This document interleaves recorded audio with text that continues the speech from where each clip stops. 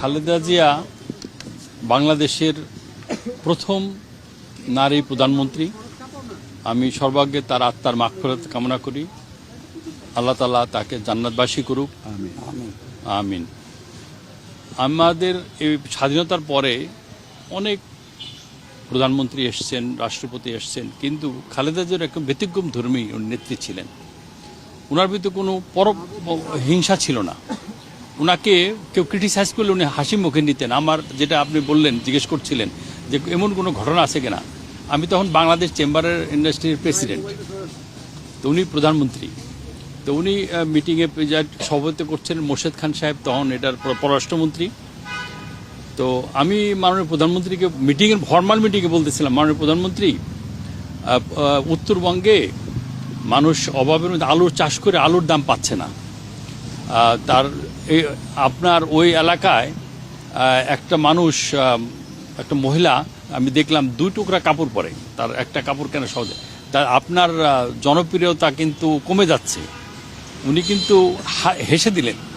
উনি হেসে দিয়ে বললেন যে আমার জনপ্রিয়তা কমছে কি বাড়ছে নির্বাচনে আসলে বুঝবেন। তো এই যে কোনো সিটিং প্রধানমন্ত্রীকে এইরকম কথা বলা আর তার উত্তর এইরকম দেওয়া, এটা আমি আর কারোর ভিতরে দেখিনি।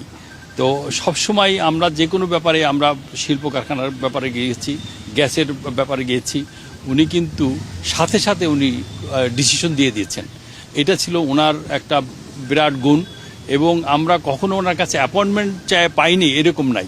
বিভিন্ন হরতাল, উনি যখন বিরোধী দলে ছিলেন, যখনই গেছি ওনার সাথে উনি আমাদেরকে ওই পরামর্শই দিতেন। আর উনি যখন প্রধানমন্ত্রী ছিলেন, আমাদের শিল্প কারখানার কিভাবে হতে পারে, কিভাবে কর্মসংস্থান হতে পারে, এবং উনি প্রথম প্রধানমন্ত্রী যিনি ভ্যাট ইম্পোজ করলেন।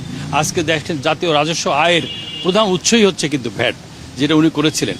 আর উনি সবসময় অন্যের কাছ থেকে শুনতেন, তারপরে ডিসিশন উনি দিতেন। এটা ছিল ওনার অনেক বড় গুণ, অনেক ধৈর্য। আর সবচেয়ে বড় কথা হলো যে উনি প্রতিহিংসা পরায়ণ ছিল না।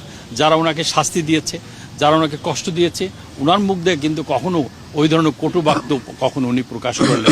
এই কারণেই উনি জীবনের, কালকে আমরা দেখলাম যে লাখো লাখো মানুষ যারা কিভাবে তারা ভালোবাসে তাকে, বিভিন্ন জেলার থেকে ছুটে এসছে, বৃদ্ধ ছুটে আসছে, পঙ্গু লোক ছুটে আসছে তাকে ভালোবাসা জানানোর জন্য। তারা কিন্তু তারা কোনো দলের লোক না, তারা সাধারণ মানুষ।